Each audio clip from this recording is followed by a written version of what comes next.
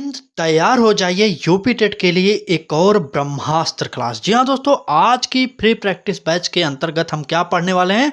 तो हम पढ़ने वाले हैं यूपी टेट पर्यावरण। जी हाँ दोस्तों, जितने भी प्रश्न यूपी टेट 2015 में पूछे जा चुके हैं उनको आज हम देखने वाले हैं। तो यह क्लास आपके लिए इम्पोर्टेंट है, आप इस क्लास को पूरा जरूर देखेंगे। यह क्लास आज की जो है रैपिड फायर तरीके से होगी, क्योंकि कम समय में आज की यह क्लास को पूरा तरीके से समाप्त करने की कोशिश किया जाएगा। चलिए क्लास को स्टार्ट करते हैं। जितने भी प्रश्न 2015 में आए हैं पर्यावरण से, आज की क्लास पूरी की पूरी उस पर आधारित है। पहला प्रश्न देखते हैं क्या कह रहा है।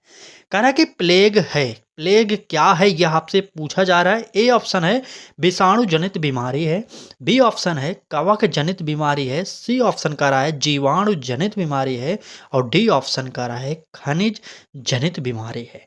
तो जल्दी से कमेंट कर दीजिए कि प्लेग क्या है। चलिए, तो सबसे पहले आपको यह पता होना चाहिए कि प्लेग एक संक्रामक रोग है। यहाँ पर इतना आपको जरूर याद करना चाहिए, ठीक है। संक्रामक रोग है और यह किसके कारण होता है? तो यह एक जीवाणु जनित रोग है। तो यहाँ पर आप इसको जानते रहिएगा। सी ऑप्शन हमारा यहाँ पर सही हो जाएगा, ठीक। चलिए आगे बढ़ते हैं, अगला प्रश्न देखते हैं क्या कह रहा है। अगले प्रश्न में कहा जा रहा है कि गैसीय अपशिष्ट है। गैसीय अपशिष्ट क्या है? ए ऑप्शन कह रहा है सब्जी एवं फलों के छिलके, बी ऑप्शन में कहा जा रहा है घरों की नालियों का गंदा पानी, सी है हमारा खेत खलिहानों से निकलने वाला कचरा और डी ऑप्शन कह रहा है लकड़ी कोयला से निकलने वाला धुआं। तो बताइए कि गैसीय अपशिष्ट इसमें से कौन सा है। चलिए आज हम इधर उधर की बात ना करें कि डायरेक्ट प्रश्न और उत्तर की बात करेंगे, क्योंकि यहाँ पर कुछ बताने वाली बात नहीं। जब हम आपको टॉपिक वाइज प्रैक्टिस सेट कराएंगे तो इन सभी प्रश्नों का वहाँ पर हम जिक्र करेंगे, ठीक है। इसलिए आज की क्लास मैराथन होगी, रैपिड फायर होगी। तो बात करेंगे इस प्रश्न के उत्तर की। तो इस प्रश्न का उत्तर होगा लकड़ी कोयला से जलने वाला धुआं। यही हमारे गैसीय अपशिष्ट के अंतर्गत आते हैं और इस प्रश्न का उत्तर हमारा डी ऑप्शन सही हो जाएगा। चलिए आगे बढ़ते हैं, अगला प्रश्न देखते हैं क्या कह रहा है। अगले प्रश्न में कहा जा रहा है कि निम्नलिखित में से कौन से पौधे दूर दूर प्रसारित होंगे। यहाँ पर बहुत ही इंपॉर्टेंट है, आप बताइए कि वह कौन से पौधे हैं जो दूर दूर प्रसारित होंगे। ए ऑप्शन कह रहा है बीजाणु द्वारा प्रकीर्णन पौधे और बी ऑप्शन कह रहा है बीज द्वारा प्रकीर्णित पौधे, सी ऑप्शन कह रहा है फल द्वारा प्रकीर्णित पौधे और डी ऑप्शन कह रहा है कायिक जनन द्वारा वितरित। चलिए बताइए यहाँ पर कौन सा उत्तर होगा कि हमारा इस प्रश्न का। चलिए बिल्कुल सही बात करेंगे। दूर दूर कौन से पौधे प्रसारित होंगे? तो वो होंगे कायिक जनन द्वारा वितरित जो होते हैं, वही हमारे पौधे दूर दूर तक प्रसारित होते हैं। इस प्रश्न का उत्तर हमारा डी ऑप्शन सही हो जाएगा, ठीक है। अभी तक आपने हमारे पिछले क्लासेज को नहीं देखा तो चैनल के प्लेलिस्ट पर जाइए, वहाँ पर बहुत क्लासेज हो चुके हैं। इससे पहले हमने यूपी टेट के 2015 तो आज करा रहे हैं, इससे पहले दो एक क्लास हुई होंगी, देख लीजिए प्लेलिस्ट में। 2016 को हमने पूरा कवर करा है, 2017 को पूरा कवर करा दिया और 2018 को कवर करा दिया।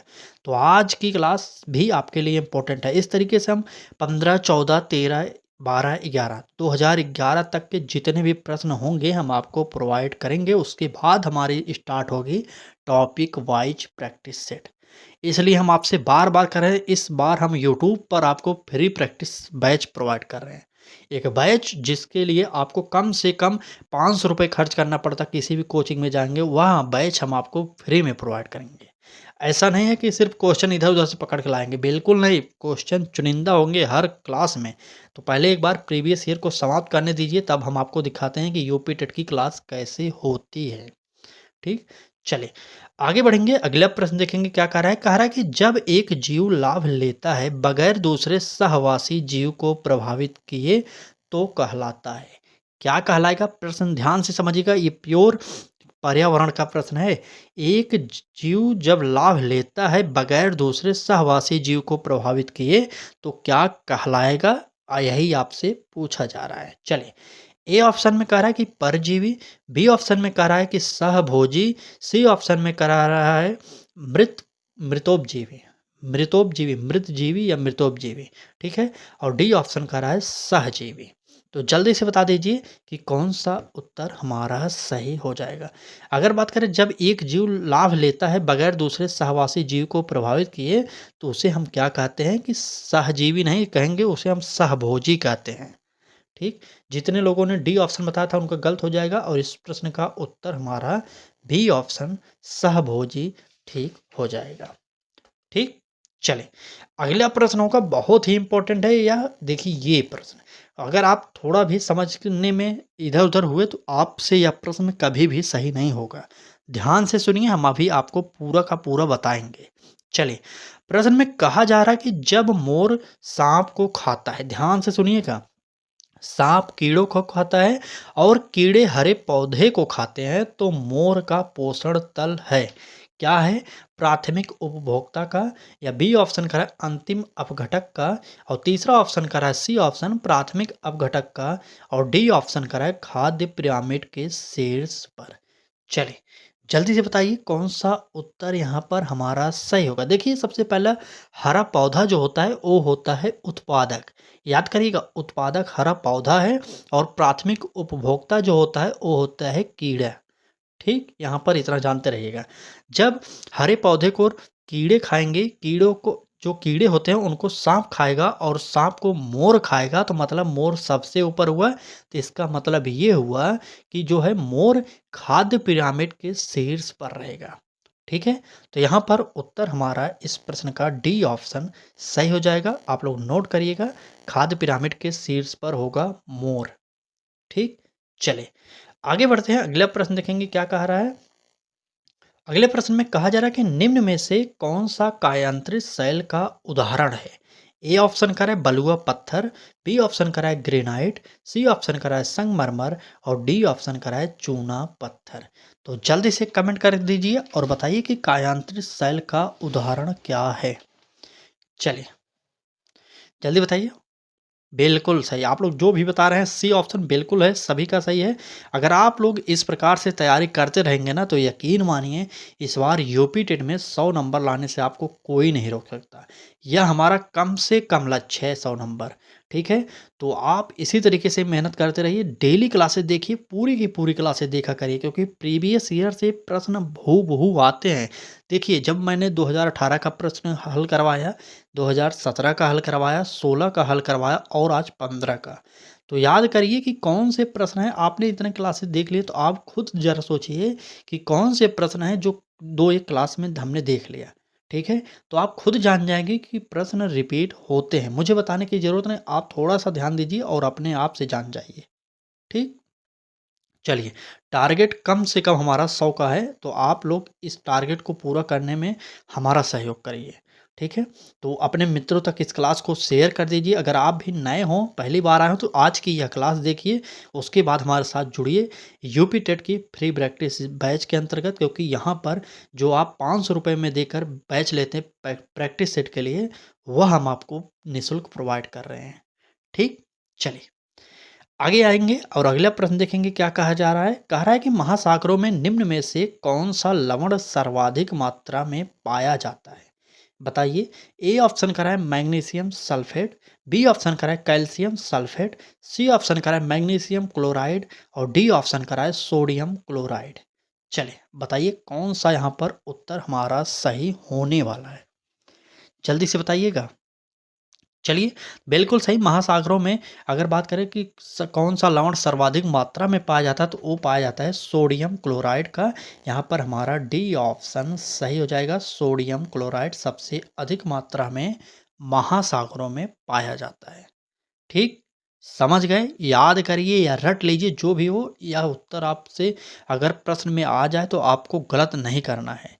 इसलिए प्रीवियस ईयर को पढ़ने का यही फ़ायदा है। ठीक है चलिए देखिए एक बात और है कि सबसे टफ जो सब्जेक्ट आएगा आपके लिए वो होगा ईवीएस का पोर्शन, क्योंकि ईवीएस के अंतर्गत तो मान लीजिए पर्यावरण तो पूछा ही जाएगा, इसमें साइंस के भी 2-1 प्रश्न घुसेड़ देते हैं लोग, यूपी जीके के भी प्रश्न घुसेड़ देते हैं, विज्ञान के मान लो अभी मैंने बताया और भूगोल के भी प्रश्न देखिए और ये आ गया संविधान का प्रश्न। तो मतलब कि जीके समझ लीजिए पढ़ रहे हैं आप, तो यहाँ पर थोड़ा सा ध्यान देना पड़ेगा आपको और यह सोचना पड़ेगा कि कौन सा चैप्टर पढ़ना है, कौन सा सब्जेक्ट अधिक पढ़ना है कि इससे प्रश्न आएँगे। ठीक? चलिए अभी हम आपको पूरा का पूरा बताएँगे क्या पढ़ना है, कैसे पढ़ना है, लेकिन एक बार प्रीवियस ईयर तो समझिए, आप खुद समझिए कि किस प्रकार के प्रश्न आपके पेपर में आ सकते हैं इस बार। ठीक? चलिए तैयार रहिएगा। हम आपको डेली सुबह 10 बजे क्लासेस प्रोवाइड करते हैं। आज ही की तरह रोज़ाना आपके पास यूट्यूब नोटिफिकेशन भेजे या ना भेजे, आपको हमारे चैनल पर विजिट कर लेना है। ठीक? चलिए देखते हैं प्रश्न में कहा क्या जा रहा है। कह रहा है कि राज्यसभा में होने वाली सभाओं की अध्यक्षता कौन करता है? आप बताइए। ए ऑप्शन कह रहा है उपराष्ट्रपति, बी ऑप्शन कह रहा है राष्ट्रपति, सी ऑप्शन कह रहा है प्रधानमंत्री और डी ऑप्शन कह रहा है भारत के मुख्य न्यायाधीश। चलिए बताइए कौन सा उत्तर हमारा यहाँ पर सही होने वाला है? चलिए जल्दी बताइए। अगर बात करें कि राज्यसभा में होने वाली सभाओं की अध्यक्षता कौन करेगा, तो आप सभी को पता होना चाहिए कि इसकी अध्यक्षता जो करते हैं वो करते हैं हमारे उपराष्ट्रपति। ए ऑप्शन यहाँ पर हमारा सही हो जाएगा। ठीक? चलिए आगे बढ़ते हैं। अगला प्रश्न देखेंगे क्या कह रहा है। अगले प्रश्न में कहा जा रहा है कि निम्न में से किस मिट्टी का विस्तार भारत के सर्वाधिक क्षेत्र पर है? आप बताइए वह कौन सी मिट्टी है जो भारत में सबसे अधिक मात्रा में पाई जाती है, तो वही आपको बताना है। ए ऑप्शन में कह रहा है काली मिट्टी, बी ऑप्शन में कह रहा है कि जलोढ़ मिट्टी, सी ऑप्शन में कह रहा है लाल मिट्टी और डी ऑप्शन कह रहा है बलुई मिट्टी। चलिए बताइए जल्दी से कमेंट करिए। ठीक?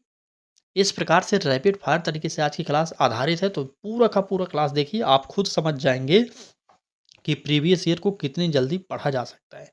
अगर बात करें सबसे अधिक क्षेत्रफल कौन-सी मिट्टी पाई जाती है, तो वो हो जाएगा जलोढ़ मिट्टी। जलोढ़ मिट्टी को क्या कहा जाता है? एक और नाम है इसका, वह बताइए आप। चलिए, जल्दी से बताइए जलोढ़ मिट्टी को और क्या कहा जाता है? तब तक या इस प्रश्न को याद कर लीजिए। इस प्रश्न का उत्तर जो होगा हमारा बी ऑप्शन सही हो जाएगा। ठीक? चलिए, आगे बढ़ें। आगे बढ़ते हैं, अगला प्रश्न देखते हैं क्या कह रहा है। अगले प्रश्न पर देखिए अभी मैंने जो प्रश्न बताया था एक शाकाहारी उपभोक्ता वाला प्रश्न था, वही यहीं पर पूछा गया, थोड़ा-सा पैटर्न को चेंज किया गया। देखिए सुनिए ध्यान से, कह रहा है कि जो शाकाहारी जंतु भोजन के लिए पेड़-पौधों को निर्भर रहते हैं। देखिए एक सिंपल बात समझिए, जो पेड़-पौधों पर निर्भर रहते हैं, उन्हें हम क्या कहते हैं? यही प्रश्न में पूछा जा रहा है। जो शाकाहारी जंतु भोजन के लिए हरे पेड़-पौधों पर निर्भर रहते हैं, क्या होंगे? प्रथम चरण उपभोक्ता होंगे, द्वितीय चरण उपभोक्ता होंगे, तृतीय चरण उपभोक्ता होंगे या सिर्फ़ उपभोक्ता होंगे? ये आपको बताना है। चलिए, जल्दी से बताइए। तो बिल्कुल सही बात करें, शाकाहारी जंतु जो भोजन के लिए हरे पेड़-पौधों पर निर्भर रहेंगे, उन्हें हम क्या कहेंगे? तो प्रथम चरण उपभोक्ता कहते हैं। यहाँ पर हमारा ए ऑप्शन सही हो जाएगा। ठीक? चलें, आगे बढ़ेंगे। अगला प्रश्न देखते हैं क्या कह रहा है। अगले प्रश्न में कहा जा रहा है कि पर्यावरण शिक्षा में समस्या समाधान विधि का गुण है। कौन सा गुण है पर्यावरण शिक्षा में? तो ध्यान दीजिए। ए ऑप्शन कह रहा है लक्ष्य केंद्रित विधि, बी ऑप्शन कह रहा है सृजनात्मक विधि और सी ऑप्शन कह रहा है चयनात्मकता और डी ऑप्शन उपरोक्त सभी। चले, पर्यावरण शिक्षा में समस्या समाधान का गुण कौन सा है, यह आपसे प्रश्न पूछा जा रहा है। तो बात करें कौन सा होगा। ए ऑप्शन में कहा गया कि लक्ष्य केंद्रित विधि, बिल्कुल यह सही होगा। और दूसरा ऑप्शन कह रहा है सृजनात्मक, यहाँ पर सृजनात्मक होना चाहिए था, लेकिन पेपर में भी यही शब्द यूज किया गया था, इसलिए हम सेम टू सेम आगे लेकर। तो यहाँ पर बी ऑप्शन कह रहा है सृजनात्मक विधि, यह भी सही होगा। चयनात्मकता, यह भी सही होगा। लेकिन इस प्रकार से हम 3 टिक पेपर में नहीं करेंगे, इसलिए हमारा जो उत्तर होगा सबसे बेस्ट होगा उपरोक्त सभी। ठीक? चलिए, उपरोक्त सभी। इससे पहले कितने लोग ऐसे हैं जो यूपी टेट के 2015 के पेपर को पूरा हल किए हैं, एक बार कमेंट करें और बताएं। चलिए फिलहाल आगे बढ़ेंगे, अगला प्रश्न देखेंगे। प्रश्न में कहा जा रहा है कि इकोसिस्टम की सही परिभाषा क्या है? इकोसिस्टम जानते हैं? पारिस्थितिकी का। तो इकोसिस्टम मतलब पारिस्थितिकी का, आप जल्दी से बता दीजिए। इकोसिस्टम पारिस्थितिकी तंत्र का, पारिस्थितिकी तंत्र किसे कहते हैं, यही आपसे पूछा जा रहा है। इसका परिभाषा आप बताइए। ए ऑप्शन में कह रहा है परस्पर क्रिया करने वाला जीव समुदाय, बी ऑप्शन कह रहा है किसी स्थान का अजीवी घटक। सी ऑप्शन कह रहा है कि पृथ्वी और वायुमंडल का क्षेत्र जहां जीव रहते हैं। और डी ऑप्शन कह रहा है जीव समुदाय और उसके वातावरण का संतुलित तंत्र। तो जल्दी बता दीजिए इकोसिस्टम की सही परिभाषा इसमें से क्या होगा। आप लोग देखते हैं कितने लोग सही बताते हैं, एक बार चलिए बताइए इकोसिस्टम किसे कहते हैं, बता दीजिए जल्दी से। चलिए बिल्कुल सही। अगर आपने भी क्या उत्तर दे रहे हैं आप लोग, चलिए बताइए। बिल्कुल सही। अगर आपने भी जीव समुदाय और उसके वातावरण का संतुलन तंत्र ही उत्तर दे रहे हैं डी ऑप्शन, तो यहाँ पर यही हमारा सही होगा। अगर आपने भी उत्तर दिया तो आपको 1 नंबर इस प्रश्न का मिल गया। ठीक, चलिए आगे बढ़ेंगे। अगला प्रश्न देखेंगे क्या कहा जा रहा है अगले प्रश्न में। अगले प्रश्न में कहा जा रहा है कि भूकंप की तीव्रता नापने के लिए किस यंत्र का प्रयोग किया जाता है। तो बताइए किस यंत्र का प्रयोग करेंगे, क्या बैरोमीटर, सिस्मोग्राफ, बायोग्राफी या कार्डियोलॉजी। जल्दी से बता दीजिए भूकंप की तीव्रता नापने के लिए किस यंत्र का प्रयोग करते हैं। तो यहाँ पर उत्तर जो होगा हमारा वो हो जाएगा सिस्मोग्राफ। बी ऑप्शन हमारा सही हो जाएगा। ठीक है, बी ऑप्शन यहाँ पर हमारा सही हो जाएगा। और आगे बढ़ जाएंगे, अगला प्रश्न देख लेंगे क्या कह रहा है। क्लास अच्छी लग रही हो तो लाइक कर दीजिए एक बार, और चैनल को सब्सक्राइब करके बेल आइकन को ऑन कर लीजिए, क्योंकि इस बार आपको यूपी टेट के लिए फ्री प्रैक्टिस बैच प्रोवाइड किया जा रहा है। कोई ऐसा यूट्यूबर है जो आपको प्रोवाइड कर रहा है, ठीक है। तो लक्ष्य तक से जुड़िए और अपने लक्ष्य को प्राप्त जरूर करिए। ठीक, चलिए आगे बढ़ते हैं। अगला प्रश्न देखेंगे क्या कह रहा है। देखिए भूगोल का ये प्रश्न है और आपसे पूछा जा रहा है सूर्य से निकटतम ग्रह कौन सा है। ए ऑप्शन करा है मंगल, बी ऑप्शन करा है बृहस्पति, सी ऑप्शन करा है शुक्र और डी ऑप्शन बुध हो जाएगा। तो जल्दी से बता दीजिए कि सूर्य से निकट ग्रह कौन से हैं। जल्दी बताइए, कमेंट करिए। तो बात करें सूर्य से सबसे नज़दीक ग्रह कौन सा है, तो वो है हमारा बुध। या बुध जो है सौरमंडल का सबसे छोटा ग्रह है। यह भी नोट करिएगा, सबसे छोटा ग्रह है। ठीक, तो सूर्य के सबसे निकट ग्रहों की बात किया गया था, तो यहाँ पर जो है हमारा बुध ऑप्शन सही हो जाएगा। ठीक है, एक बात और याद करिएगा कि बुध और शुक्र ऐसे ग्रह हैं जिनके पास कोई उपग्रह नहीं है। ठीक है, तो यहाँ पर ये प्रश्न भी नोट करिए, ये दोनों लोग जो हैं इनके पास कोई भी उपग्रह नहीं है। ये मात्र 2 ही उपग्रह हैं सौरमंडल में जिनके पास कोई भी उपग्रह नहीं है। ठीक, तो आएंगे अपने प्रश्न पर। सूर्य से सबसे निकटतम ग्रह की बात किया गया तो हमारा उत्तर बुध सही हो जाएगा। ठीक है, यहाँ पर बुध सही होगा। और आगे बढ़ेंगे, अगला प्रश्न देखेंगे क्या कहा जा रहा है। चलिए, प्रश्न में कहा जा रहा है कि गिर राष्ट्रीय पार्क किस राज्य में स्थित है। ए ऑप्शन कह रहा है राजस्थान में, बी ऑप्शन कह रहा है गुजरात में, सी ऑप्शन कह रहा है मध्य प्रदेश में और डी ऑप्शन कह रहा है उत्तर प्रदेश में। चलिए, गिर राष्ट्रीय पार्क, जो लोग नहीं जानते ना वो लोग उत्तर प्रदेश टिक कर दिए होंगे, मुझे पता है क्यों, क्योंकि आप यूपी का पेपर देख रहे हैं और यूपी में तैयारी भी कर रहे हैं स्पेशली, तो आप लोग को लगेगा क्या कि गिर राष्ट्रीय पार्क उत्तर प्रदेश में ही है। लेकिन ऐसा नहीं है। गिर राष्ट्रीय उद्यान जो है यह हमारा यहाँ पर नहीं होगा, यह हमारा गुजरात में है। गिर राष्ट्रीय उद्यान की बात किया जाए तो यह एशियाई शेरों के लिए विख्यात है। पूरे एशिया में आपको पता होगा कि पूरे एशिया में सबसे अधिक जो है यहीं पर पाए जाते हैं एशियाई शेर, यह भी जानते रहिएगा। गुजरात के किस जिले में है यह, तो यह है जूनागढ़ जिले में। ठीक, देखिए ये प्रश्न हमने कब कराया था, आप एक बार प्रीवियस ईयर प्रश्नों की श्रृंखला को लगातार देख रहे होंगे तो कमेंट करके बताइए किस सन में आया था यह प्रश्न, 2016 में या 17 में आया हुआ है, देखिए एक बार तो। चलिए, अगर आपने देखा होगा क्लास पिछले तो आप कमेंट करके बताएंगे। ठीक है, चलिए फिलहाल इस प्रश्न का उत्तर याद करिएगा कि गिर राष्ट्रीय पार्क जो है वो है गुजरात में। आगे बढ़ेंगे, अगला प्रश्न देखेंगे। कह रहा है कि निरीक्षण विधि की विशेषता नहीं है।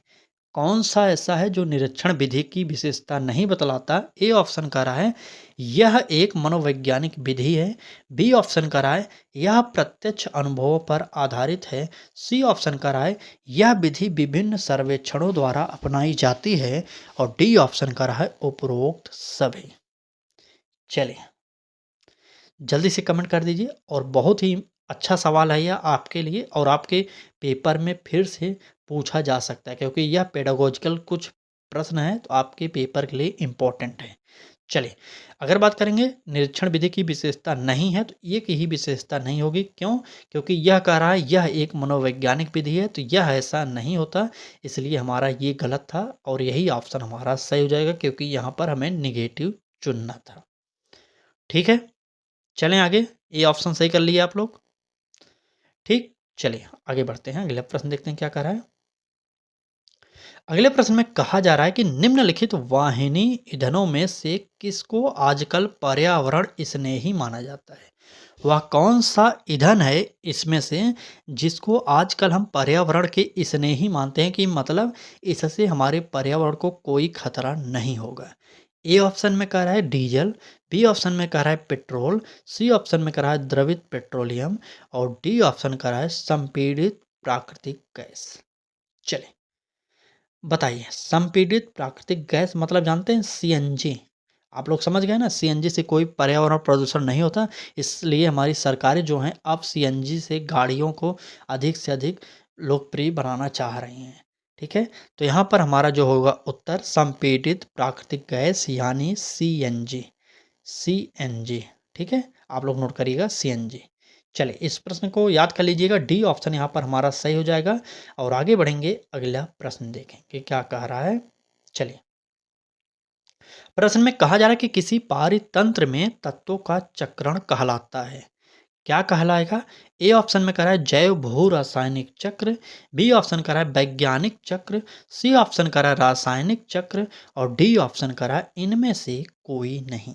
चलिए बताइए कि किसी पारितंत्र में तत्वों का चक्रण क्या कहलाएगा, एक बार कमेंट करिए। चलिए बताइए जल्दी से। बिल्कुल सही। हमारा जो उत्तर होगा, किसी पारतंत्र में तत्वों का चक्रण क्या कहा जाएगा? वो कहेगा जैव भू रासायनिक चक्र। यह भी पिछली परीक्षाओं में पूछा जा चुका है, 2015 में तो आया ही है, यह प्लस 2017 में लगभग यह प्रश्न फिर से रिपीट किया गया है।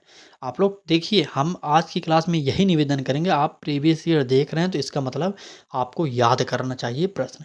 देख रहे हैं ना, ये प्रश्न 2000 जो हम 15 में करा रहे हैं, ये प्रश्न 2017 में इससे उसके बाद पूछा गया है। एक बार पेपर उठाइए, नए पेपर है आपके पास, नए प्रीवियस ईयर की बुक है, तो आप हमारे चैनल के प्लेलिस्ट पर जाइए, वहाँ पर पिछली क्लासेस को ज़रूर देख डालें एक बार। ठीक, चलें आगे। चलें, इस प्रश्न का उत्तर नोट कर लीजिएगा, ए ऑप्शन सही होगा। अगला प्रश्न देखेंगे क्या कह रहा है। अगले प्रश्न में कहा जा रहा है कि चिपको आंदोलन के प्रणेता हैं। चिपको आंदोलन के प्रणेता कौन है, ये बताइए। ए ऑप्शन कह रहा है महात्मा गांधी, बी ऑप्शन कह रहा है सुंदरलाल बहुगुणा, सी ऑप्शन कह रहा है मदर टेरेसा और डी ऑप्शन कह रहा है इनमें से कोई नहीं। चलिए बताइए जल्दी से, चिपको आंदोलन के प्रणेता कौन होंगे इसमें से? तो आप सभी जानते हैं चिपको आंदोलन कहाँ से स्टार्ट हुआ था। तो यह स्टार्ट हुआ था उत्तराखंड से। किस वर्ष में स्टार्ट हुआ था? तो 1973 में यह स्टार्ट हुआ था उत्तराखंड में, याद करिएगा। ठीक, समझ गए। चलें, तो यहाँ पर इस प्रश्न का उत्तर की बात किया जाए तो उत्तर हो जाएगा चिपको आंदोलन के जनक या प्रणेता किसे कहते हैं? तो सुंदरलाल बहुगुणा जी को कहते हैं। यहाँ पर हमारा बी ऑप्शन सही हो जाएगा। और ये सन भी याद कर लीजिएगा, 1973 में चिपको आंदोलन प्रारंभ हुआ था। ठीक है, चलिए आगे बढ़ते हैं। अगला प्रश्न देखते हैं क्या कह रहा है। अगले प्रश्न में कह रहा है कि इंसुलिन की रासायनिक प्रकृति है।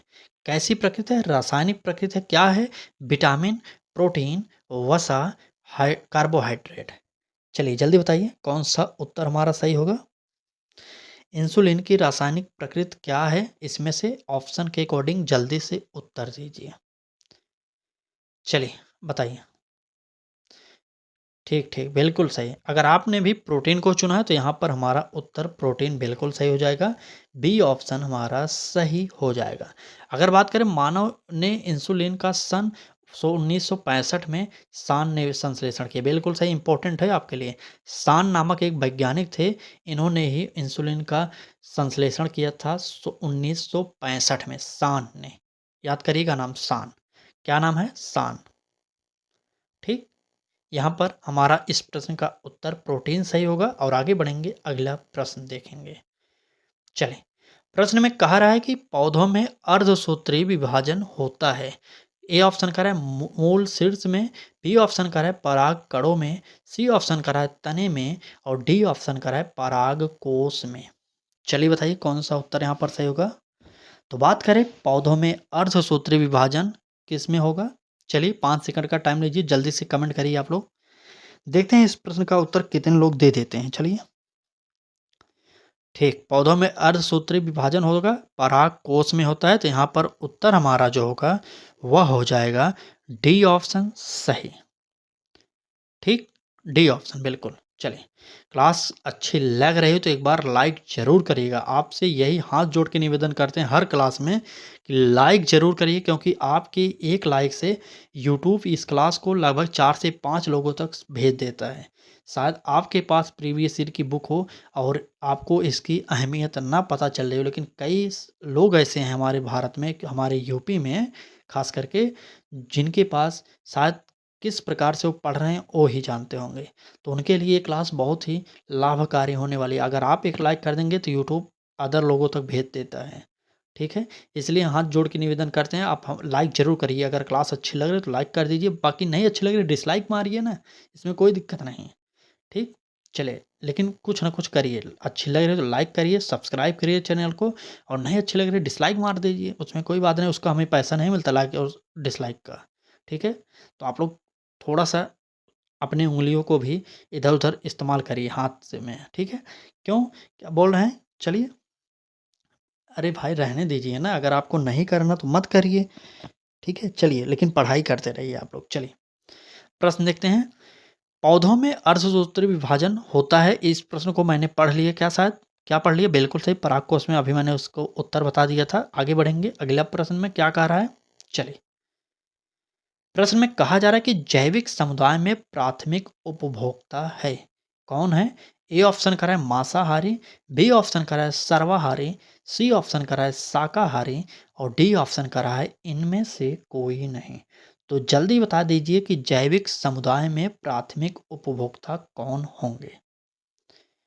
चलिए कमेंट करिए। बिल्कुल सही। जैविक समुदाय में प्राथमिक उपभोक्ता जो होते हैं वो होते हैं हमारा शाकाहारी। ठीक है, शाकाहारी हमारा ऑप्शन सी सही होगा। आप लोग नोट कर लीजिए और याद भी कर लीजिए। चलिए फिलहाल आगे बढ़ते हैं, अगला प्रश्न देखते हैं क्या कह रहा है। अगले प्रश्न में कहा जा रहा है कि मानव रुधिर वर्ग की खोज सर्वप्रथम किस मनोवैज्ञानिक ने की थी। तो बताइए मानव रुधिर वर्ग की खोज किसने किया। ए ऑप्शन करा है लैंडस्टीनर ने, बी ऑप्शन करा है जेनिक्सन ने और सी ऑप्शन करा है पैंटिन एवं मास्ट ने और डी ऑप्शन करा है इनमें से कोई नहीं।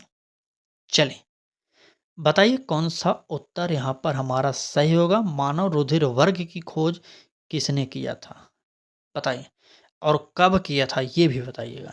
सबसे पहले यह जान जाइए कि मानव रुधिर वर्ग की जो खोज की गई थी सर्वप्रथम 1901 ईस्वी में की गई थी। यहाँ पर इतना जानिएगा 1901 ईस्वी में की गई थी।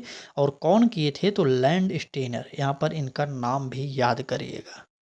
ठीक, तो लैंड स्टीनर ने 1901 में मानव रुधिर वर्ग की खोज की थी। किसका, जैसे किसका रक्त ब्लड ग्रुप जो है वह ए है, किसका ओ है, किसका ए बी है। तो ये जो खोज किया गया ये सारी की सारी खोजों को किसने किया था तो कार्ल लैंड स्टीनर ने किया था। चलिए 1901 में हुआ था यह भी याद करिए, क्योंकि हो सकता है इस बार सन ही पूछ ले आपसे, तो तैयार रहिएगा, किसी भी प्रकार से प्रश्न आ सकते हैं। ठीक, चलिए अगला प्रश्न देखिए, कह रहा है कि प्याज आलू अदरक, इसको तो आप जानते होंगे ना, प्याज आलू अदरक को जानते हैं ना। चलिए बताइए इस प्रश्न का उत्तर। सब जानते हैं, जो लोग इलाहाबाद में बैठकर तैयारी कर रहे हैं वो भी जानते हैं, जो किसी भी शहर में रहकर मतलब अपने कमरे पर पढ़ाई कर रहे हैं तो खाना भी बना रहे होंगे, तो उनको पता होगा प्याज आलू या अदरक ये क्या हैं। तो बताइए इस प्रश्न का उत्तर। चलिए पूछ रहा है कि प्याज आलू अदरक है क्या, है क्या जड़ है, तना है, सल्क पत्र है या इनमें से कोई नहीं। बताइए जल्दी से क्या है प्याज आलू अदरक क्या है। चलिए देखते हैं कितने लोग बताते हैं। बिल्कुल सही, जो लोग तना बता रहे हैं उनका सही, जो लोग जड़ बता रहे हैं उनका गलत हो जाएगा भाई, जड़ नहीं होगा। यहाँ पर हमारा ये सब तना है, याद करिएगा। ठीक है, तना तना बिल्कुल सही है। चलिए बी ऑप्शन नोट कर लीजिए आप लोग। आगे बढ़ें, अगला प्रश्न देखते हैं। अगले प्रश्न को देखा जाए तो कह रहा है कि एक कोशिकीय जो सूक्ष्म जीव हैं, क्या हैं बताइए? एक कोशिकीय सूक्ष्म जीव। ए ऑप्शन कह रहा है विषाणु, बी ऑप्शन कह रहा है हाइड्रा, सी ऑप्शन कह रहा है पैरामीशियम और डी ऑप्शन कह रहा है इनमें से कोई नहीं।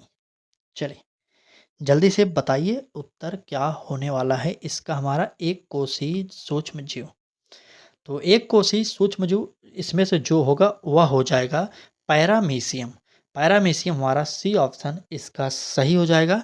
तो आप लोग याद कर लीजिएगा, जो एक कोशिकीय सूक्ष्मजीव होता है वह होता है पैरामीशियम। ठीक है, चलें आगे। चलिए, अगला प्रश्न देखते हैं। देखिए, प्रश्न में कह रहा है कि निम्न में से कौन सा पादप उत्पाद साबुन का विस्थापन है? बहुत ही इंपॉर्टेंट है। निम्न में से कौन सा पादप उत्पाद साबुन का विस्थापन है? ए ऑप्शन रुद्राक्ष, बी ऑप्शन रीठा, सी ऑप्शन तेंदु और डी ऑप्शन उपरोक्त सभी। चलिए, नहीं, नहीं, अरे यार ऐसे कैसे मार दे रहे हैं? उपरोक्त सभी मार दे रहे हैं, इसका मतलब आप लोग गलत कर रहे हैं ना। यहाँ पर जो उत्तर होने वाला है हमारा क्या होगा? तो रीठा होगा। पुराने समय में इसका प्रयोग किया जाता था जब हमारे पास साबुन नहीं था, तो रीठा से हम लोग जो लोग हमारे पूर्वज थे वो लोग नहाते थे। याद करिएगा, अगर आप लोग अभी भी यूट्यूब पर सर्च करें शायद रीठा किस यूज में आता है तो शायद वहाँ पर आपको वीडियो मिल सकती है। ठीक है? तो इस प्रश्न का उत्तर आप लोग याद करिएगा कि बी ऑप्शन यहाँ पर रीठा सही हो जाएगा। और आज की क्लास में हमने क्या देखा? यूपी टेट 2015 में पर्यावरण के जितने भी प्रश्न पूछे गए थे, यह आज हमने देख लिया। ठीक है? तो चलिए, क्लास कैसी लगी? अगर आप भी यूपी टेट के फ्री प्रैक्टिस बैच से जुड़ना चाह रहे हैं, सिर्फ आपको एक भी रुपया नहीं देना है। याद करिएगा, फिर से सुनिए, फ्री प्रैक्टिस बैच अगर आप भी चाहते हैं कि आपके मोबाइल में आ जाए, तो करना कुछ नहीं है, ना तो ₹1 खर्च करना, ना तो कुछ करना है। सिर्फ यहाँ पर चैनल को सब्सक्राइब कर लीजिए और बेल आइकन को ऑन कर लीजिए और जुड़ जाइए जब तक आपका यूपी टेट का पेपर 2025 का हो ना जाए। तब तक के लिए आपको फ्री एक्सेस दिया जाता है हमारे यूट्यूब पर और फ्री में प्रैक्टिस सेट आप हल करिए हमारे साथ जुड़कर। ठीक है? बाकी क्लास कैसी लगी आप ज़रूर बताइएगा और लाइक, शेयर, सब्सक्राइब करते रहिए और इस क्लास को हर एक ग्रुप में शेयर भी करिए और अपने स्टेटस पर भी लगा दीजिए एक बार। ठीक है?